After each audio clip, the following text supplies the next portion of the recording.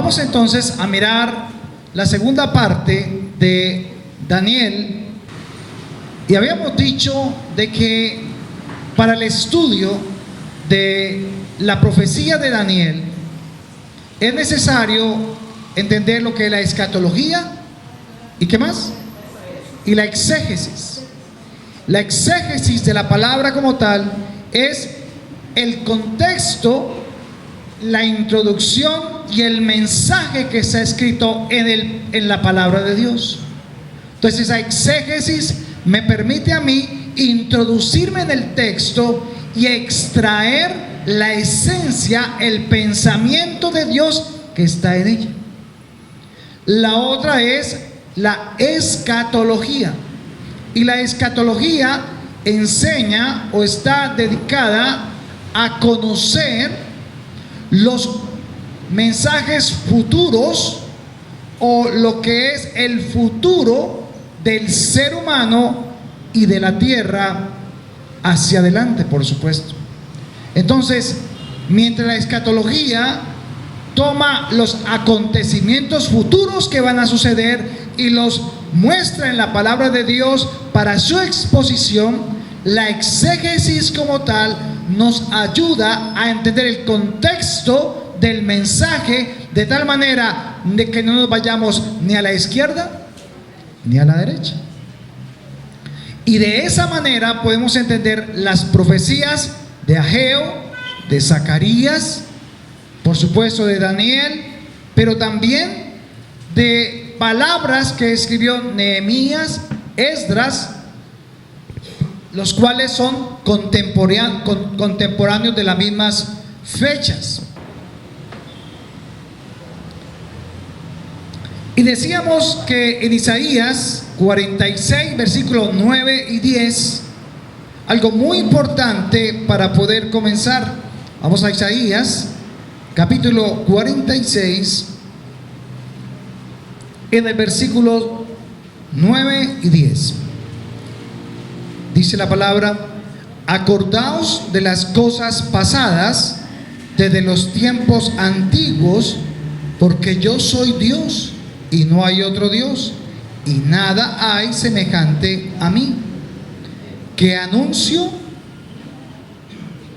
¿cómo dice? ¿Anuncia qué? Lo por venir. ¿Desde cuándo? Desde el principio, y desde la antigüedad lo que aún no era hecho, y que digo, mi consejo permanecerá y haré todo lo que ¿qué?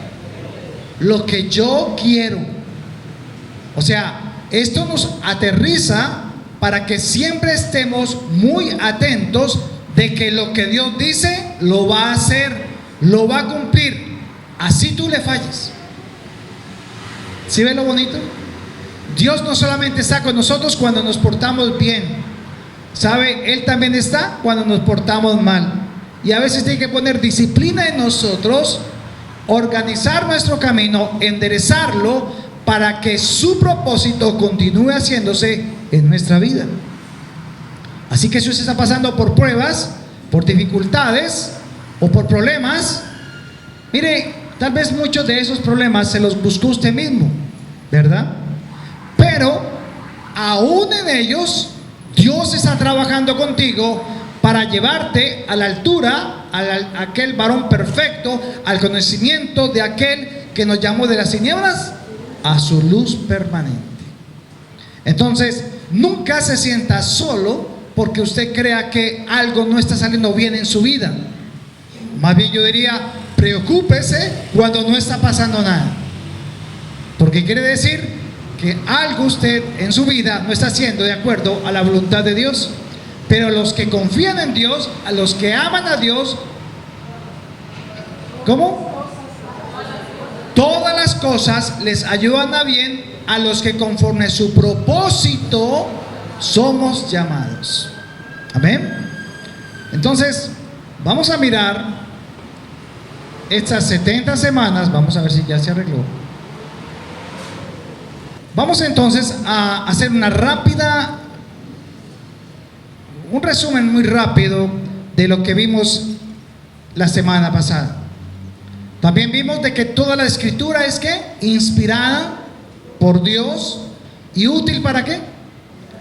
Para enseñar, para redarguir, para corregir, para instruir ¿en qué? En justicia, a fin de que el hombre de Dios sea ¿qué?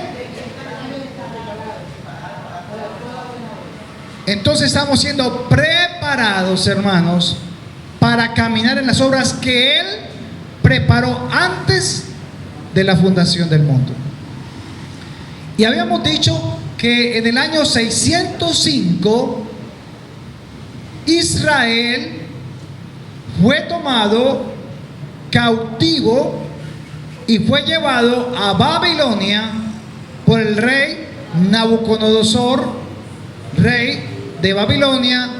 Y luego este hombre, el rey Nabucodonosor, entonces los deporta, y toda la gente de Israel, de Jerusalén como tal, fueron llevados cautivos por muchos años.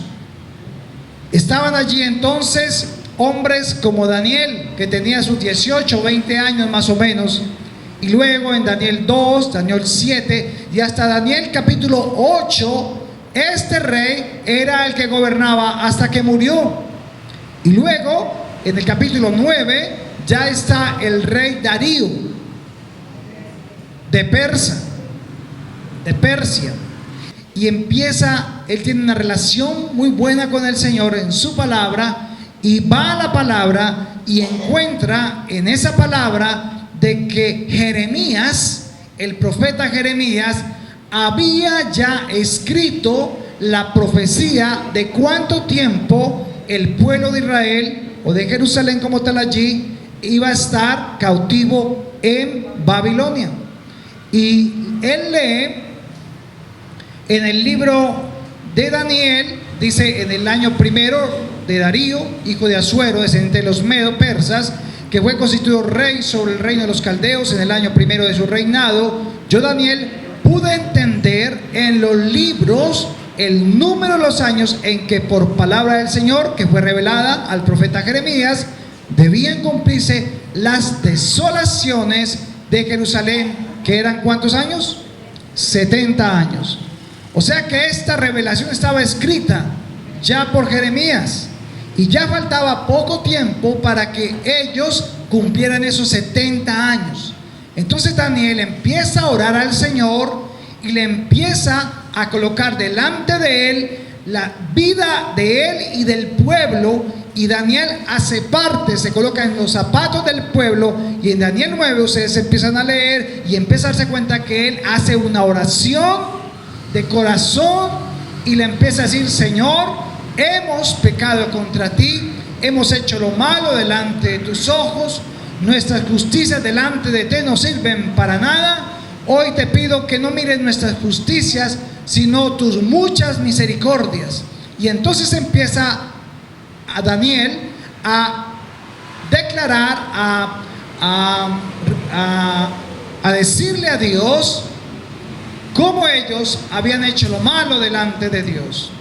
La razón por la cual ellos se habían ido cautivos es porque Jeremías les había advertido de parte de Dios de que si no se volvían de sus ídolos, si no quitaban la idolatría de sus vidas, entonces vendrían reyes y tomarían cautivo a su pueblo.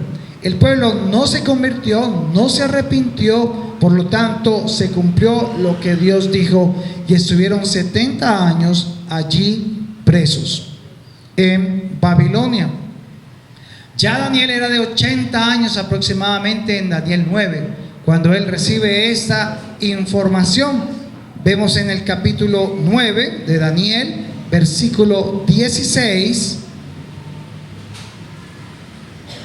Daniel 9, para ir entrando en materia e ir comprendiendo y adelantando los temas que estamos tratando.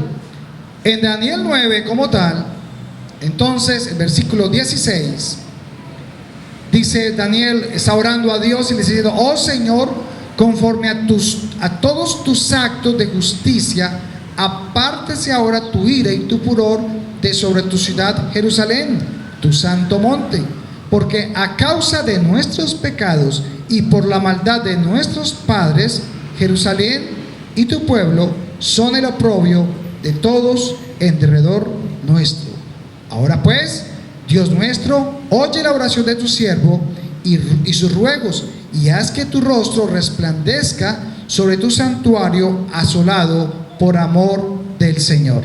Y sigue diciendo Daniel: inclina, Señor, tu rostro, y por favor escucha, inclina tu oído para poder que tú escuches nuestra oración, porque Él estaba intercediendo por el pueblo a causa de todo el mal que habían hecho y por lo que habían sufrido. Luego en el capítulo 9, versículo 20, dice la palabra, aún estaba hablando y orando Daniel y confesando el pecado ante Dios, y clamaba mi ruego, dice, delante de Jehová mi Dios por el monte santo de mi Dios. Aún estaba hablando en oración cuando el varón Gabriel, a quien había visto en la visión al principio, volando con presteza, vino a mí a la hora del sacrificio de la tarde y me hizo entender y habló conmigo diciendo: Daniel, ahora he salido para darte sabiduría y entendimiento. Al principio de tus ruegos fue dada la orden, y yo he venido para enseñártela, porque tú eres muy amado. Entiende pues la orden y entiende la visión. Una de las cosas que quiero que rescatemos de esto es que Dios, ¿a quién le revela sus misterios? A todo aquel que le está buscando, que en adoración, en espíritu y en verdad, y el que está atento a la palabra. Daniel oró de acuerdo a lo que estaba escrito, y ya venía el tiempo donde el pueblo iba a ser liberado. Ya Dios lo había profetizado, y él empieza a pedir a Dios que le dé sabiduría, que le dé inteligencia, entendimiento para poder actuar en los años venideros, cuando ya el cautiverio había terminado. Entonces, ¿cómo deberíamos orar nosotros a Dios? Deberíamos hacerlo de acuerdo a la palabra de Dios, de acuerdo a su voluntad, y sobre todo, hermanos, manejar muy bien el proceso de las emociones. Todos nosotros tenemos emociones y quisiéramos que Dios nos respondiese cuando nosotros queremos. Pero saben, Dios es el soberano y Él responde cuando Él dice. Lo que pasa es que Él ya ha programado, Él todo ya lo ha hecho, pero muchas palabras de la palabra de Dios son para nosotros todavía misterio. Pero Él dice en su palabra también que los misterios son ¿para quién? Para la iglesia, para los discípulos. O sea que usted y yo, escuche esto Santiago, Esteban, nosotros, ustedes jóvenes, tienen que ser mejores que nosotros. Tienen que saber y encontrar más misterios resueltos en la palabra que nosotros. A ustedes se les está entregando un reino para que ustedes puedan expandir este reino y ver de que los misterios de Dios que están revelados en sus palabras son para esa última generación. Nosotros, los viejitos, somos las piedras que coloca Dios en la profundidad para que ustedes sean levantados y sean dados a conocer al mundo entero. Una Sara, un Samuel, un Alejandro, un Sebastián, una Manuela, tienen que ser luz en medio de esos jóvenes que están totalmente perdidos. Yo no quería creerlo, pero le cuento, los jóvenes realmente están perdidos. Gloria a Dios por usted, porque usted se sienta ahí, todavía su mamá y su papá le dicen: bueno, levántese para que vamos a la iglesia, que también escuchamos la palabra, y usted ahí a regañadientes llega, pero llega y oye la palabra, y llega a casa y lee la palabra. Pero créame que el 90% de los jóvenes hoy no quieren saber de Dios. ¿Saben por qué? Porque no es que ellos no quieran como tal, ellos en su corazón quieren, pero algo se los impide. El mundo, sus afanes, el dinero, la tecnología, hacen que el mejor tiempo que ellos pueden dedicar a la palabra de Dios y conocer sus misterios, se los lleven a otras actividades y se ocupan a un punto que no tienen tiempo ni siquiera para orar, pero en su corazón lo quieren hacer. Luego, entonces vimos que para poder comprender mejor todo lo que es la profecía de Daniel 9:24 al 26, necesitamos entender que todo esto es para el pueblo de Israel. Y esto es muy importante. Esta profecía es para el pueblo de Israel. Entonces, nosotros, ¿por qué la estamos estudiando? Porque las señales que Dios colocó para su regreso por medio de Yeshua HaMashiach, o sea, el Cristo, Jesús, el Mesías, van a ser por señales que se van a presentar en el pueblo de Israel. O sea, Israel es el reloj de Dios. Todo lo que pasa en Israel, usted tiene que saberlo hoy. Cuando vea noticias, busque noticias de Israel y mire todo lo que está pasando alrededor de Israel, y entonces podemos manejar un calendario como lo manejaban ellos. Los judíos se direccionan por el calendario hebreo o el calendario lunar. Eso lo vimos. El calendario lunar es diferente al solar, porque el calendario lunar maneja 360 días el año, 12 meses, y cada mes es exactamente de 30 días. Mientras que el calendario solar es un calendario de 365 días el año. Unos días es menos, otros días es más, hay bisiestos, y los días de los meses son a veces 31, 30, inclusive 29 en otras ocasiones. Entonces, este calendario gregoriano queda aparte. Este calendario solar no lo vamos a trabajar para comprender correctamente el tiempo del que Dios está hablando en Daniel capítulo 9. También vamos a estar observando las Mazarot. ¿Qué son las Mazarot? Las constelaciones. Dios les dijo que miraran a las estrellas, que les iban a servir como señal para los eventos que iban a suceder. Entonces vamos a bien a estudiar esa parte. Y decíamos que en qué año estábamos. Unos dicen que el 5778, que es el calendario hebreo. Hoy estamos en el 2018 para el calendario solar, ¿cierto? Para los mayas, según eso, los mayas estamos por allá en el 2010. Bueno, pero lo importante es que la gente se pregunta: ¿cuándo viene Jesús? ¿En qué año? ¿A qué horas? Pero realmente Dios no trabaja con ese tipo de calendario, sino que la pregunta que tenemos que hacernos es no en qué año estamos, sino en qué tiempo estamos. Son los tiempos, no los años, lo que tenemos que tener el enfoque. Los tiempos, por ahí dice la palabra que los tiempos son ¿qué? Malos, ¿cierto? Por allá, los tiempos son malos. Mirad los tiempos. Sabéis cuándo viene el verano, sabéis cuándo viene el invierno, pero no sabéis cuándo viene el tiempo de Dios. Sabéis diferenciar los tiempos del clima, pero no podéis entender los tiempos de Dios para lo que Él ha prometido. Y uno de esos tiempos claves, y que es el más importante de todos, es los jubileos. ¿Sabía usted que estamos en el año del jubileo?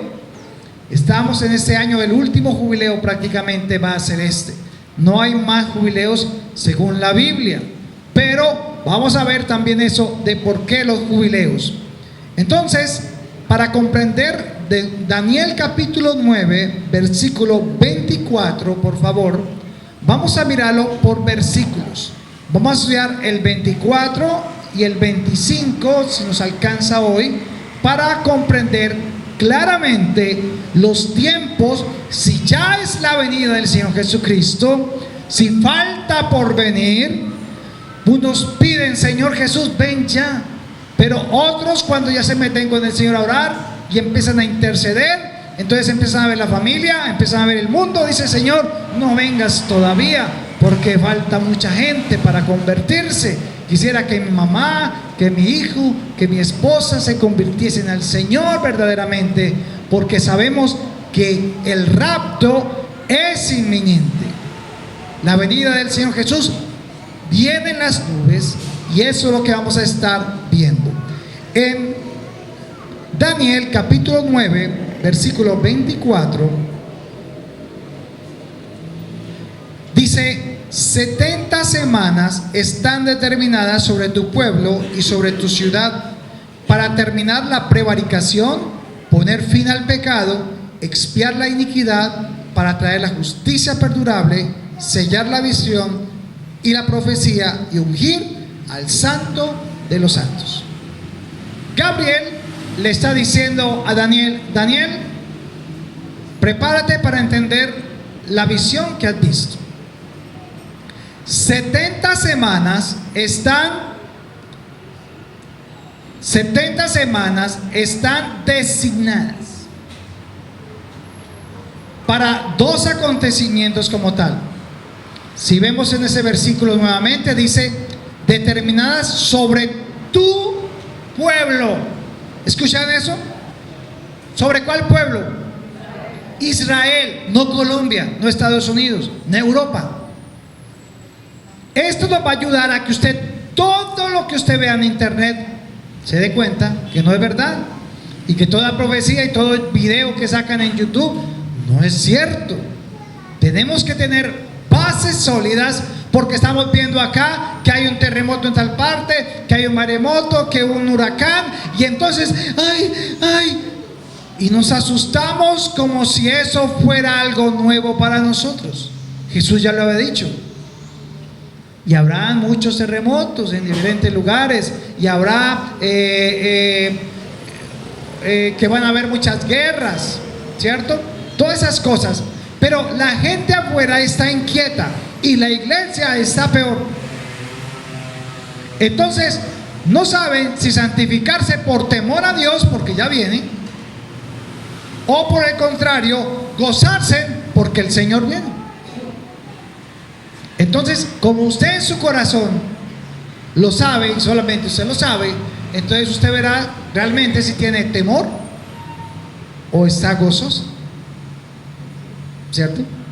Porque uno empieza a observar las cosas y dice: uy, no, pero todavía no, Señor, y yo sin pagar la deuda, ¿cierto? Entonces vamos a ver aquí lo que estaba determinando el ángel a Daniel. Él le dice que 70 semanas, y vimos algo sobre los 70 semanas, ¿se acuerdan? Una semana equivale a ¿cuánto? 7 años. Eso lo vimos en Levítico capítulo 25, versículos 9 y 10, sobre todo el 10. El 9 dice: entonces harás tocar fuerte la trompeta en el mes séptimo, los días del mes, el día de la expiación, haréis tocar la trompeta por toda vuestra tierra, y santificaréis el año 50, bueno, eso es del jubileo, y pregonaréis libertad en la tierra a todos sus moradores, y os será de jubileo, y volveréis cada uno a vuestra posesión, y cada cual volverá a su familia. Eso es del jubileo. ¿Un jubileo cuántos años es? 50 años. 50, cada 50 años es un jubileo, un año de jubileo. Y decíamos que el jubileo era importante, ¿por qué? Porque es cuando las personas volvían a tomar las tierras que habían vendido o alquilado, y se les tenían que retomar otra vez al dueño original. Era perdonada la deuda, era perdonado también los que eran esclavos, podían ya ser libres, y todo esto en el pueblo de Israel era perdonado y se volvía a comenzar. Y ese año, el año 50, no se trabajaba la tierra, se dejaba quieta, no se cultivaba. Por eso ellos desde el 49 preparaban todo para que en el 50 no tuvieran que hacerlo. Ahora en Levítico 25, versículo 8, habla de las semanas, donde dice que contarás 7 semanas de años, 7 veces 7 años. Esto significa que en la Biblia Dios determinó para la profecía de Daniel que tomara en cuenta lo que estaba en Levítico, donde Dios había dicho que una semana equivalía a ¿cuánto? A 7 años. Hasta ahí quedamos la semana pasada, ¿verdad? 7 años, listo. Entonces vamos a mirar aquí en este ejemplo, en esta imagen, cómo es el versículo 24. Dice: 70 semanas están determinadas sobre tu pueblo y sobre tu santa ciudad para terminar la prevaricación. Y veíamos allí lo que es la prevaricación. ¿Qué es la prevaricación? Vamos a hacerlo rapidito para el resumen acá. La prevaricación, hermanos, entonces, ¿qué era? A ver, ¿quién se acuerda? Era cuando un juez, ¿qué decíamos?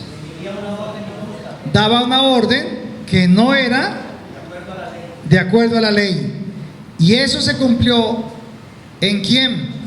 En Jesús. Porque, ¿qué decía Ricardo? ¿Lo presentaron cuándo? Lo presentaron en la noche cuando estaba prohibido capturar a una persona, no se le podía emitir juicio nocturno. Exacto, bien. Entonces, ese fue el primer error que cometieron esa vez, que tomaron a Jesús y le hicieron un juicio de noche, cuando la ley dice que de noche no podían hacer ningún juicio. Entonces violaron la ley los mismos jueces que la hicieron. Ahora dice poner fin al pecado. ¿Cuándo terminó el pecado? ¿Cuándo terminó el fin del pecado? Cuando Jesús va a la cruz, ¿verdad? Y muere por nuestros pecados. Expiar la iniquidad. ¿Qué es expiar? A ver, los estudiosos. Expiar es pagar el precio. Pagar el precio. Alguien tiene que pagar el precio. Entonces dice la palabra que Él nos compró con precio de sangre. Y también traer la justicia perdurable. Dice la palabra que la justicia perdurable, el sol de justicia, ¿es quién? Jesús. O sea, solamente hasta que Jesús murió en la cruz, venía sobre la tierra el poder hacer justicia. Antes no había justicia. Y aparte de eso, sellar la visión y la profecía de esto que le había dicho el ángel a Daniel. Y por último, ungir al santo de los santos. ¿Y quién es? Jesús. Entonces vamos a ver acá cómo estas semanas, estas 70 semanas que le está diciendo el ángel a Daniel, están repartidas según el versículo 25 de la siguiente manera. ¿Cómo dice el 25?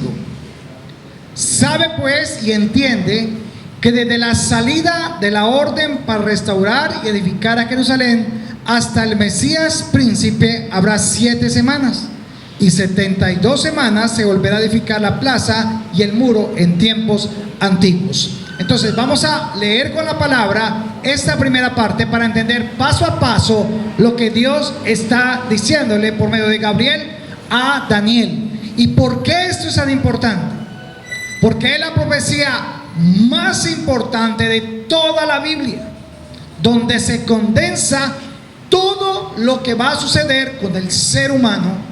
Y Daniel recibió esta profecía. ¿Saben? Daniel la entendió, pero Daniel no la podía decir. La escribió años después. Entonces dice el versículo 25, ¿cómo dice? 70 semanas, ¿están qué? Leamos. 9:25. 70 semanas, 26, 25.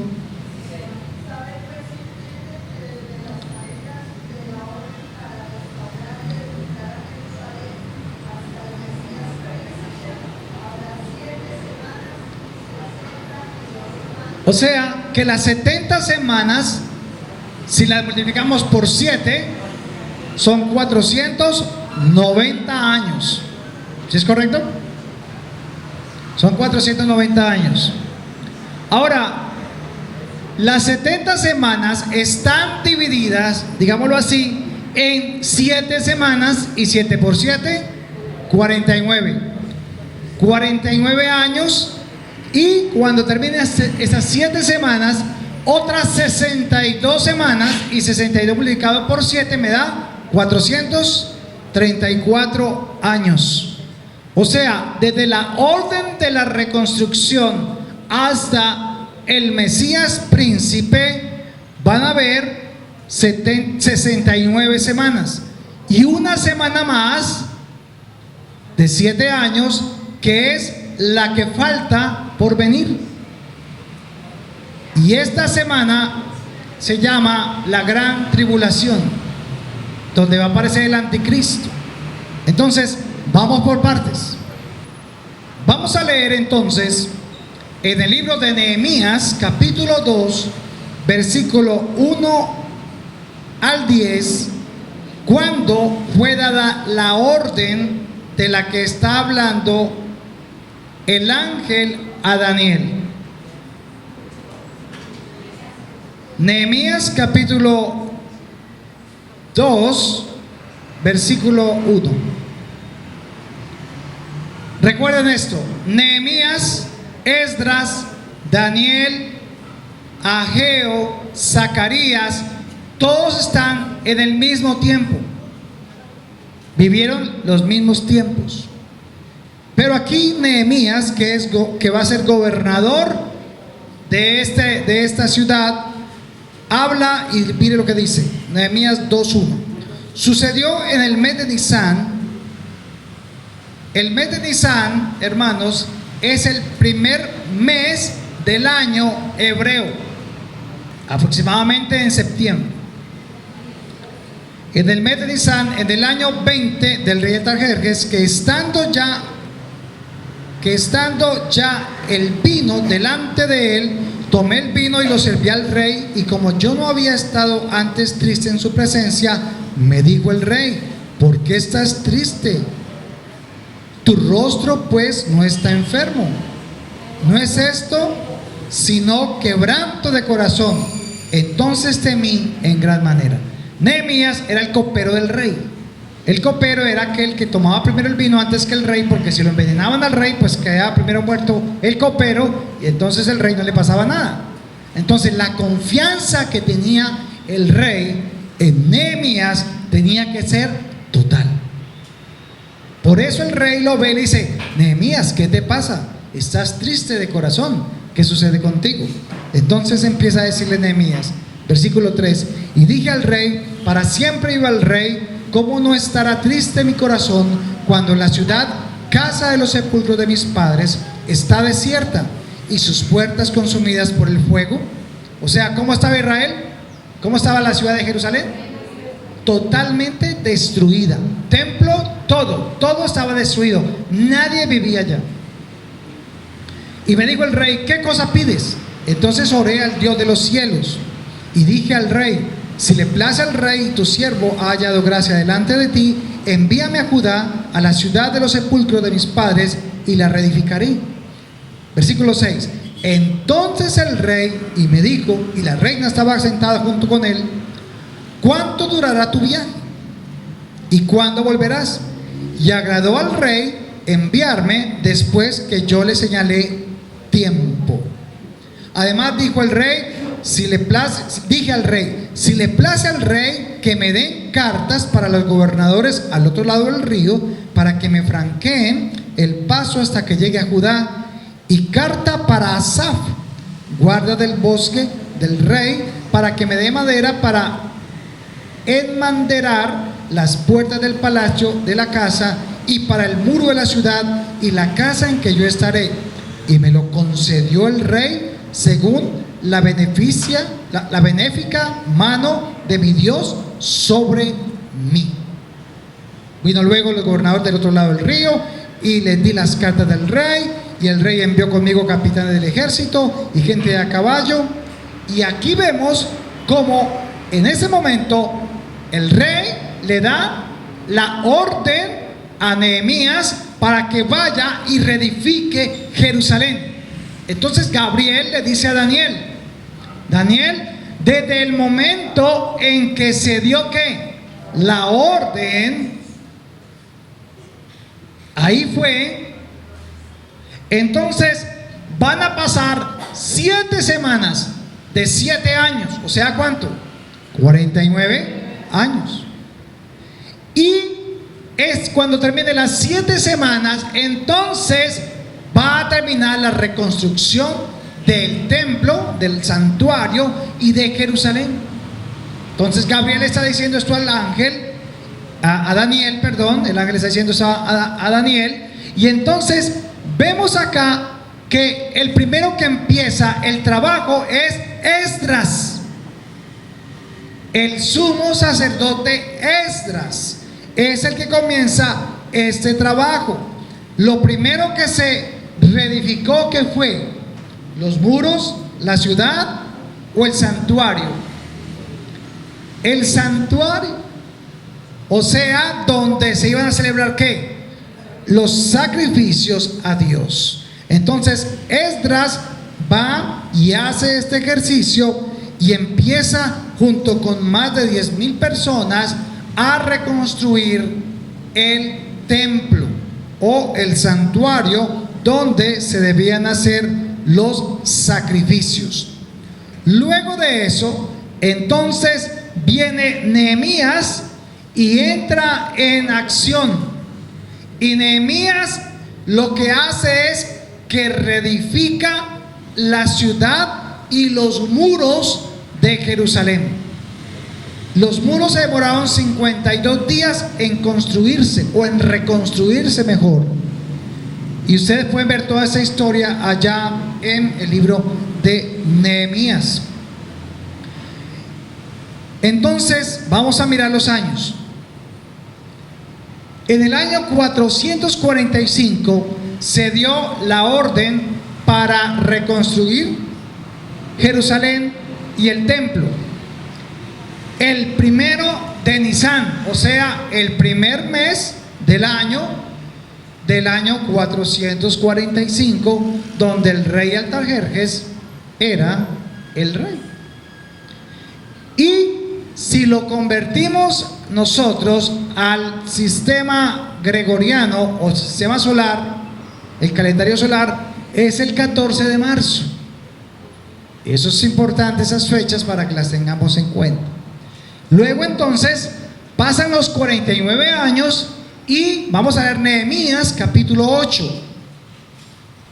Nehemías capítulo 8, versículo 1. Antes de leer el versículo 1, miren lo que está ahí arribita. Hay un letrero, ¿no es cierto? Dice: Esdras lee la ley al pueblo. Venido al mes séptimo. ¿Cuál es el mes séptimo? El mes séptimo, ¿cuál es en el calendario lunar? Nisán. El primer mes del año para los hebreos o los judíos es el mes de Nisán, que es aproximadamente entre septiembre y octubre. En algunas Biblias por ahí dice octubre. Sí, pero acuérdese, Nisán es en el calendario ¿qué? Hebreo. Y marzo es en el calendario ¿qué? Gregoriano o solar que nosotros tenemos. Entonces aquí estoy haciendo la comparación para que sepan qué día era más o menos el de nosotros. Pero fíjense por el del primero de Nisán. Entonces el primero de Nisán, el rey da la orden del 445, da la orden. Y vamos a leer Nehemías 8, versículo 1. Mire, venido el mes séptimo, los hijos de Israel estaban en sus ciudades. O sea, ya todo Israel había bajado a Jerusalén. Ya habían salido de allá de la deportación, ya habían reconstruido todo. Y se juntó todo el pueblo como un solo hombre en la plaza que está delante de la puerta de las aguas. Y dijeron a Esdras, el escriba, que trajese el libro de la ley de Moisés, la cual Jehová había dado a Israel. Y el sacerdote Esdras trajo la ley delante de la congregación, así de hombres como de mujeres, y de todos los que podían entender, el primer día del mes séptimo. ¿Cuándo fue? ¿El primero de qué? De Nisán. O sea que del primero de Nisán del 445 al primero de Nisan del 396. A ver, para los que entiendan un poquito más, como es antes de Cristo, los años van atrás hasta que llegan al año 0 y ya empieza 1, 2, 3, 4 y ya estamos en el 2018, ¿cierto? 2017. Entonces, antes de Cristo, los años se colocaban hacia atrás, por eso va bajando. Ahora, si 396 le restamos 445, ¿cuánto nos da? 49 años. Y vamos a mirar en el versículo 6, Nehemías 8, versículo 6. Bendijo entonces Esdras a Jehová, Dios grande, y todo el pueblo respondió amén, y amén, alzando sus manos, y se humillaron y adoraron a Jehová, inclinados a tierra. ¿Sabe qué pasó ese día? Ese día se terminó de construir y se empezaron a hacer los holocaustos y las adoraciones a Dios en Jerusalén, en el templo. Dice el versículo 4: y el escriba Esdras estaba sobre un púlpito de madera, parecido a este, así, estaba así, ¿cierto? De ahí salieron los púlpitos que habían hecho para ello, y junto a él estaban Matatías, Sema, Ananías, Urías, Hilquías, Masías, todos estos, y a su mano izquierda otros también. Y abrió pues Esdras el libro a ojo de todo el pueblo, porque estaba más alto que todo el pueblo, y cuando lo abrió, todo el pueblo estuvo como, diga, como yo. Hágase de cuenta, lo mismo estamos haciendo acá. El pueblo estaba atento. ¿Sabe cuál es la diferencia? Que ellos estaban desde las 6 de la mañana hasta las 6 de la tarde, escuchando la palabra, atentos. Y a medida que Esdras leía la palabra y veía todo lo que Dios ya había dicho que se iba a cumplir, y se cumplió, ellos lloraban arrepentidos, reconociendo que habían pecado, y pedían a Dios que tuviera misericordia para restaurar y continuar el proceso en Jerusalén. Entonces vemos acá que se cumplió exactamente lo que el ángel le había dicho a Daniel años después, que se iba a llevar a cabo 49 años. Y perdone, pero las matemáticas de Dios son exactas. El primero de Nisan, el primer día del primer mes del año, se dio la orden. Dios usó a Artajerjes a Nabucodonosor, para que diera la orden, lo que leímos en Nehemías. Y terminó exactamente el primero de Nisan, donde ellos empezaron a adorar y darle la gloria a Dios, cuando todo ya estaba totalmente terminado. ¿Esto qué nos dice de Dios? ¿Qué le dice esto de Dios a usted? Fiel a su palabra. Dios cumplió, dijo exactamente cómo iba a ser, cuánto tiempo iba a ser y cómo lo iban a hacer. ¿Esto qué tenía que producir en los israelitas? Fe. ¿Por qué? ¿Por qué? Porque Él es fiel ¿a qué? A su palabra, ¿verdad? Por eso cuando usted lee la palabra de Dios y usted empieza a ver cómo Dios hace las cosas y se cumplen, pues usted, la verdad, tiene mayor fe. Ahora, miremos lo que pasó enseguida. Desde el año 396 se cumplieron las 7 semanas. Ahora dice que van 62 semanas. Estas 62 semanas multiplicadas por 7 me da ¿cuánto? 434 años. Entonces 434 más 49, ¿cuánto da? 483. Pero las 60 semanas, ¿cuánto da? 483. O sea, 62 más 7, 69. Y 69 multiplicado por 7, 483. Exactos. Vamos a ver entonces en el versículo de Daniel. Vamos a Daniel otra vez. Vamos a Daniel y vamos a ver allí capítulo 9, la profecía que Dios está diciéndole a Daniel por medio del ángel. Versículo 25. Sabe pues y entiende que desde la salida de la orden para restaurar y edificar a Jerusalén, ¿cuándo fue eso? ¿Cómo? En el 445, ¿qué día? El primer mes del primer día del mes. O sea, el primero de Nisan del año 445 fue dada esa orden. Listo. Hasta, dice, para restaurar, hasta el Mesías príncipe. Estamos en Daniel 9, 24, 25.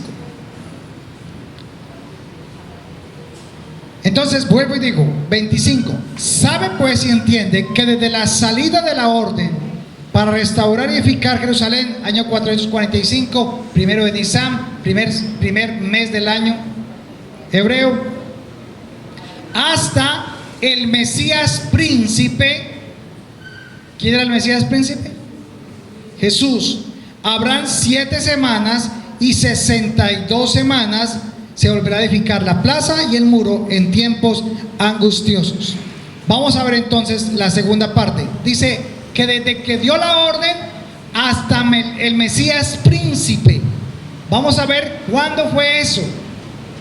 Juan capítulo 12, versículo 12 al 16. Juan capítulo 12, versículo 12 al 16. Leamos también el versículo 1 y 2. Entonces vamos a leer primero el 1 y el 2 y luego el 12 al 16. Juan 12, 1 y 2. 6 días antes de la Pascua.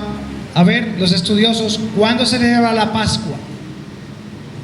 ¿Qué día se celebraba la Pascua en Israel?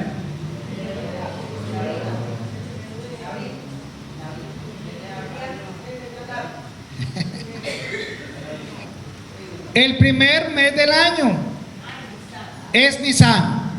Y tenían el día 10 que separar el cabrito. Y lo tenían que tener guardado ¿cuánto tiempo? 4 días. Y el 14 se hacía la Pascua. Acuérdense en Éxodo 12, ahí está todo. El 14 de Nisan se realizaba la Pascua. Pero aquí dice que 6 días antes de la Pascua vino Jesús a Betania, donde estaba Lázaro, el que había estado muerto y a quien había resucitado de los muertos. Y le hicieron allí una cena, y Marta servía y Lázaro era uno de los que estaban sentados a la mesa con él. Entonces María tomó ¿qué dice ahí? Una libra de perfume de nardo puro de mucho precio, y ungió los pies de Jesús y los enjugó con sus cabellos, y la casa se llenó del olor del perfume. Y dijo uno de sus discípulos, Judas Iscariote, hijo de Simón, el que había de entregarle, ¿por qué este perfume no fue mejor vendido por 300 denarios y dado a los pobres? Versículo 7. Jesús le dijo, déjala, para el día de mi sepultura ha guardado esto. Entonces, ¿qué hizo María? Dicen que fue María Magdalena, ¿no? María, ¿qué fue lo que hizo ese día? Ungir al Mesías. Por eso dice el ungido, el Mesías príncipe. Ahí fue ungido. Pero del versículo 12, el siguiente día, grandes multitudes que habían venido a la fiesta, al oír que Jesús venía a Jerusalén, tomaron ramas de palmera y salieron a recibirle y clamaban, Hosana, bendito el que viene en el nombre del Señor, el Rey de Israel. Y halló Jesús un asnillo y montó sobre él, como está escrito, no temas, hija de Sión, he aquí tu rey viene montado sobre un pollino de ¿qué? De asna. Estas cosas no las entendieron sus discípulos al principio, pero cuando Jesús fue glorificado, entonces se acordaron de que estas cosas estaban escritas acerca de él y de que ya se las había dicho. Entonces, cuando Jesús entra a Jerusalén en un asno, en un asnillo, la gente se levanta con palmeras sin saber que era de él, porque estaban esperando. Todo el que entraba le decían: Hosana al hijo de David, bendito el que viene en el nombre del Señor. Y entonces él ingresó como ¿qué? Como príncipe. Como príncipe. Aunque ahí le decían el rey, pero él todavía no era el rey. Él era el príncipe. Entonces dice el Mesías príncipe. Entonces, si vamos otra vez a Daniel, en el versículo 25, dice: sabe pues y entiende que desde la salida de la orden de restaurar y edificar a Jerusalén hasta el Mesías príncipe habrá 7 semanas y 72 semanas se volverá a edificar la plaza y el muro en tiempos angustiosos. Listo. Vimos el versículo 25. Vimos que Jesús está en Jerusalén. Y vimos también de que Él está cumpliendo todo lo que estaba escrito de Él. La profecía de Zacarías 9:9 estaba allí clave. Vamos a ver entonces el versículo. Vamos a ver acá, bueno, veamos acá ese. Sí, vamos a verlo aquí entonces. Entonces, cuando pasaron las 62 semanas del versículo 25, vimos entonces que Jesús, el 7 de Nisan, está ya en Jerusalén y no está todavía muerto. Ahí fue ungido, fue presentado como el príncipe y luego van a pasar 7 días, que es lo que dura exactamente el tiempo en que Jesús es llamado príncipe o rey de Israel, ¿cierto? Hasta que es crucificado. Prácticamente Jesús estuvo en Jerusalén 2 días. Los otros 4 días, 5 días estaba donde Marta y donde Lázaro, porque estaba en Betania. Él todavía no podía entrar a Jerusalén. Cuando ya entra a Jerusalén, faltan 2 días. Ese día que estaba entrando, pero acuérdense que empieza el día judío a las 6 de la tarde. Y él tenía afán de llegar a Jerusalén por una razón. ¿Cuál? Mandó 2 discípulos por adelante, porque iban a celebrar la Pascua. ¿Ya? Y vamos a ver entonces que todo esto era importante saberlo para comprender lo que va a pasar después de que Él vaya a llegar a Jerusalén. Vamos a ver entonces acá la siguiente parte. Vamos a ver una semana, la semana 62. Si yo sumo 7 semanas y 62 semanas, ¿me da cuánto? 69 semanas. Pero una semana, ¿cuándo empieza? Una semana comienza, por ejemplo, en el caso de nosotros, la semana empieza el domingo, ¿cierto? Porque el domingo es el primer día de la semana. Pero termina ¿cuándo esa misma semana? El sábado. O sea, empieza el lunes, martes, miércoles, jueves, viernes, y el sábado termina esa misma semana. Entonces la semana 62, que si le sumo los 62 los 7 anteriores, pues son 69, en la misma semana. En esa semana de 7 días, ¿cierto? Pues tenía que suceder algo dentro de la semana. Entonces al principio de la semana 62, al principio de la semana 62, el 1 de Nisan, Entonces, se unge al príncipe o al rey de reyes, a Jesús.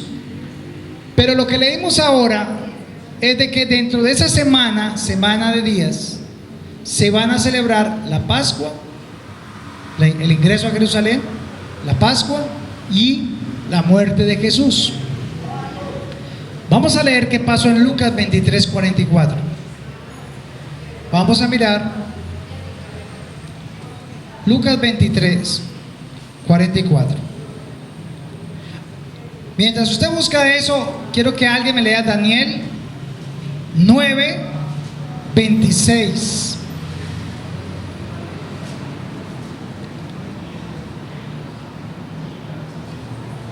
Voy a leerlo yo y ustedes buscan Lucas. Lucas 23, 44 y 49. Yo voy a leer Daniel 9, 26. Y después de las 62 semanas. Entonces por eso la coloqué aquí al principio de la semana. Y cuando termina la semana, al terminar las 62 semanas, se quitará la vida al Mesías, o sea, Jesús es crucificado, mas no por sí.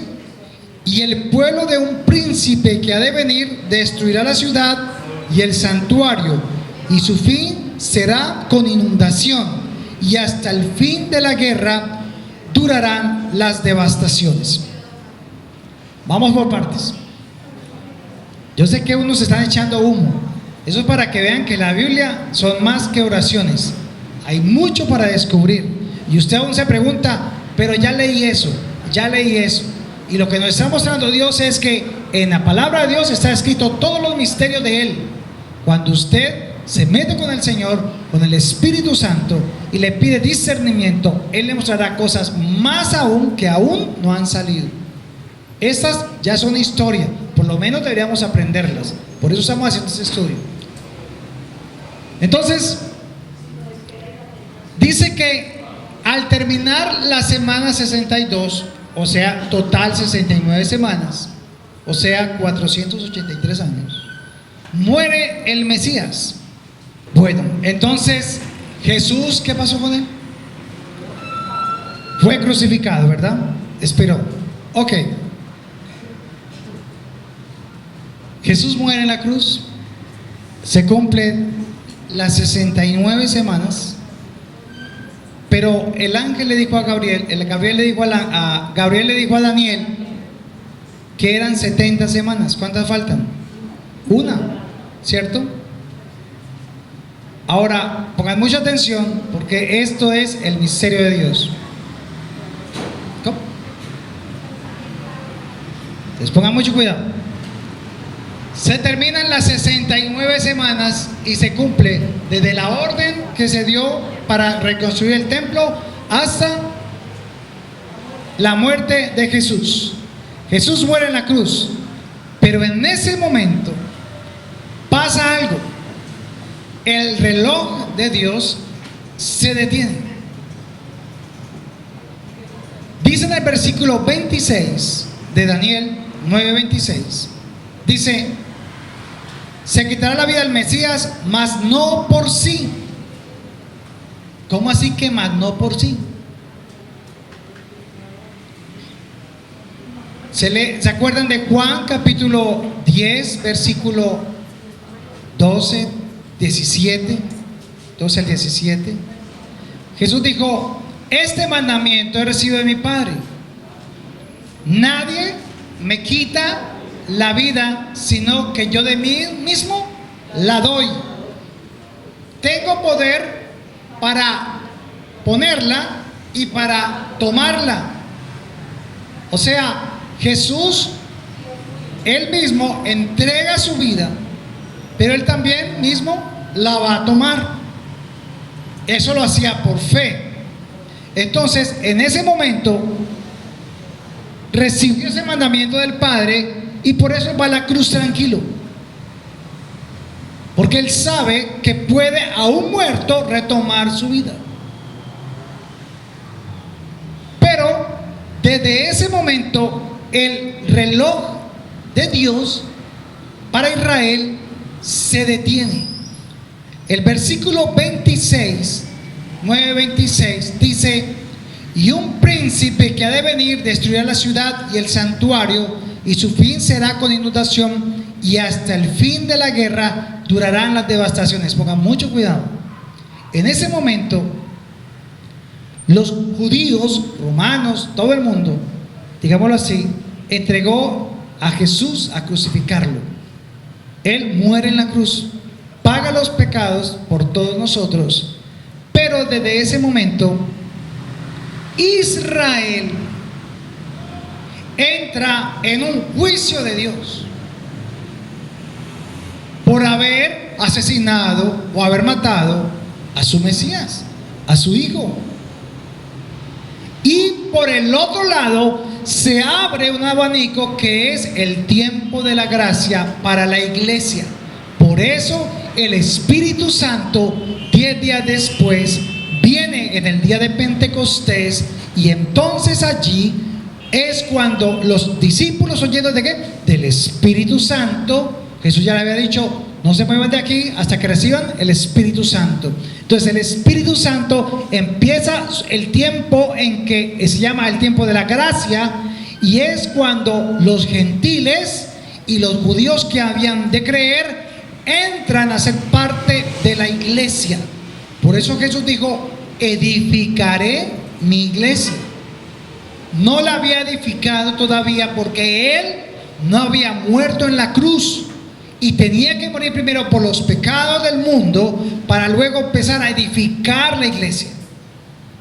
Entonces acá viene el tiempo de la gracia, el tiempo de la iglesia. Pero mientras para el tiempo de la iglesia, que han sido estos aproximadamente 2000 años, para Israel han sido pruebas y devastaciones. Y vamos a mirar eso. Por ejemplo, en el año 70 después de Cristo, Jesús le había dicho a los discípulos, ¿te acuerdas cuando los discípulos le dijeron a Jesús: mira el templo que tenemos, qué belleza, mira todo esto, qué esplendor, porque era muy grande? Jesús, ¿qué les dijo? No quedará piedra sobre piedra. Al año 70 se cumplió esa profecía. En el año 70 después de Cristo, Tito, el comandante del ejército romano, Tito, viene y con sus legiones y sus tropas arrasan totalmente a Jerusalén, y el templo lo cogieron piedra por piedra y lo picaron, porque para ellos el cuento era que dentro de las piedras estaba el oro. Entonces ellos destruyeron el templo piedra por piedra, y Jerusalén quedó totalmente deshabitada, destruida. ¿Y qué se hicieron los judíos? A ver, desde ese momento no fueron más nación, y empezaron a andar por todo el mundo hasta 1948. Pero antes de 1948, que fue cuando ya vuelve a ser Israel un territorio, un país, miren lo que les pasó. En el año 1060, los cruzados, ¿se acuerdan? Los cruzados de la Iglesia Católica mataron a más de 10 millones de judíos que estaban repartidos por todas partes, porque ya no estaban en Jerusalén, ya no estaban en Israel, ya no había el país de Israel. Ellos ya estaban por todas partes regados, sobre todo en Europa. Y los cruzados mataron más judíos que Hitler. Por eso los judíos hoy en día detestan, abominan y odian completamente la Iglesia Católica. Por eso es que ellos no aceptan la Iglesia Católica. Ellos son unos asesinos, mataron todas nuestras familias. Y eso ellos no les perdonan eso a los católicos.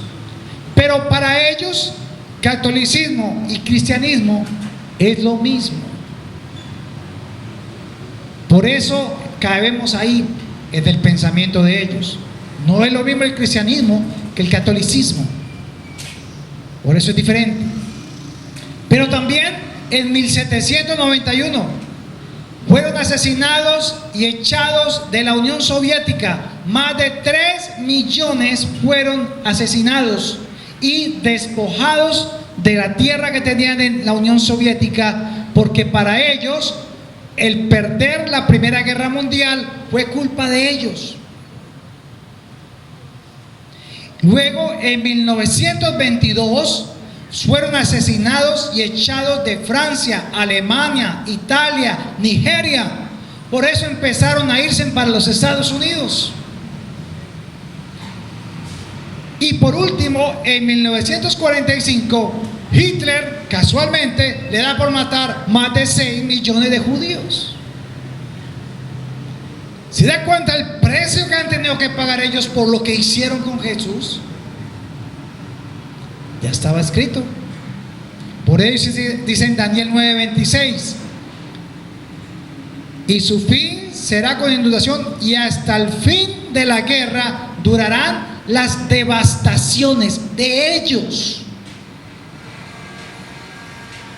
¿Quieres ser judío? Duro. Y aún así, a pesar de todo lo que les ha pasado, siempre cuando ven estas diásporas, porque llaman diásporas judías, ¿saben qué hacían los judíos metidos en los centros de concentración del nazis? Jehová uno es, el Señor nuestro Dios uno es. Y ellos leían constantemente el Salmo 22, el Salmo 23: Jehová es mi pastor y nada nos faltará. ¿Se imaginan metidos allá con sus hijos muriéndose de hambre, sus esposas muriendo, metiéndolos en las cámaras de gas? ¿Ustedes creen que eso era fácil? O veniendo otro grupo también con sus espadas y decían: en el nombre de Jesús les cortamos la cabeza. Eso era muy duro. Y a pesar de que han pasado miles de años, o por lo menos casi 2000 años, desde todo esto que le ha acontecido a Israel, Israel sigue con su corazón endurecido y dice: Jesucristo no es el Mesías. Por eso Dios abre el tiempo de la gracia. Y es en esa gracia que ahora nosotros podemos estar. Es por esa razón que ahora somos privilegiados, porque nosotros no hemos sufrido absolutamente nada de lo que ha sufrido Israel. ¿Saben? En 1948, cuando las Naciones Unidas, o lo que había de la Organización Mundial después de la Segunda Guerra Mundial, se quedaron con todos sus judíos ahí. Entonces dijeron: ¿y qué hacemos con todos estos judíos? Ya vencimos a Hitler, a los alemanes, y estos judíos se quedaron, ¿qué vamos a hacer con ellos? Entonces lo que sucedió es que se reunieron y les dieron otra vez en posesión la tierra de Israel, que a ellos les pertenecía desde Abraham. En una hora Dios les dio a ellos lo que habían perdido por miles, por decenas de años. ¿Y saben qué es lo más tremendo? En 1948, cuando se dicta la ley de las Naciones Unidas para que ellos sean Israel, sean nación, sean ya país, y ellos llegan allá a las 5 de la mañana, a las 8 de la mañana, ya 4 ejércitos egipcios de los ismaelitas y de todo lo que eran los árabes atacan a Israel.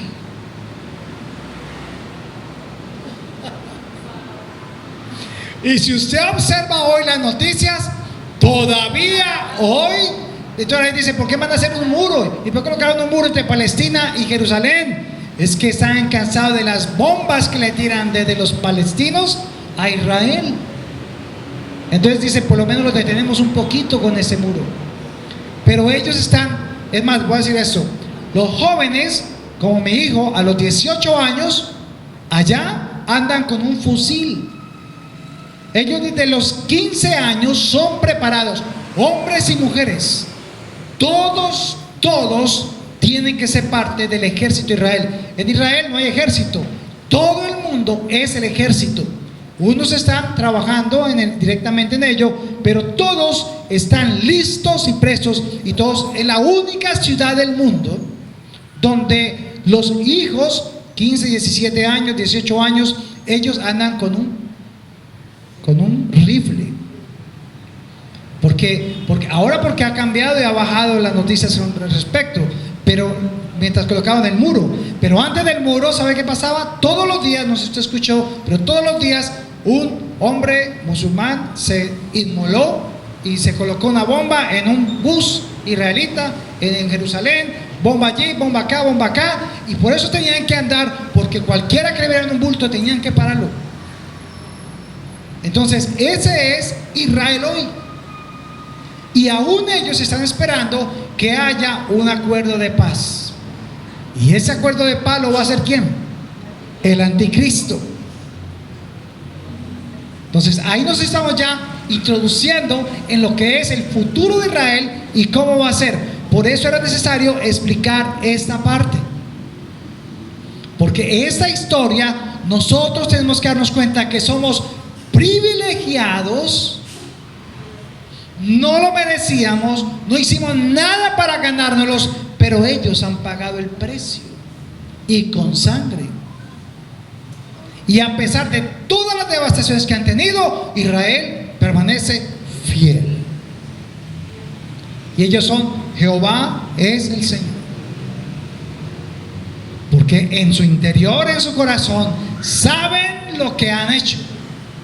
Pero ellos ya están orando y están leyendo la palabra. Y muchos, escuché esto, de lo que nunca había pasado antes, en este momento están regresando ya a Israel. Todos los judíos del mundo, esos dueños de Nestlé, toda esta gente, todos, porque ellos son casi los dueños de la comida en el mundo, de las empresas más grandes que hay, están volviendo a Israel. Hay un llamado para que todos regresen a Israel. Y se están preparando. El desierto que tenían como desierto ya no es desierto. Cambiaron el desierto por lugares donde están sembrando manzanas, frutas, todo, y le han robado todo el desierto, la tierra al desierto. Y ellos hacen todos los sistemas, eso llaman como agronomía, ¿cómo es? Hidrofónicos, y aún por debajo del desierto están trabajando y tienen cosas tan grandes donde por debajo de la tierra están sembrando, mientras por encima le van ganando tierra al desierto. Por eso era importante conocer esa historia hasta acá. Entonces aquí ya vamos a comenzar desde nosotros. Porque entonces, ¿qué está esperando la iglesia? A ver, ¿qué está esperando la iglesia, Daniel? El rapto, el arrebatamiento. Ya estamos listos, pero hay unas señales especiales en los tiempos, y vamos a verlo la próxima semana con el jubileo y con las constelaciones. Ahí están las señales, en las constelaciones y en el jubileo, porque este es el último jubileo. O sea, Jesús puede estar viniendo en cualquier momento, pero Dios quiere que aprendamos esto para poder ir conociéndolo poco a poco.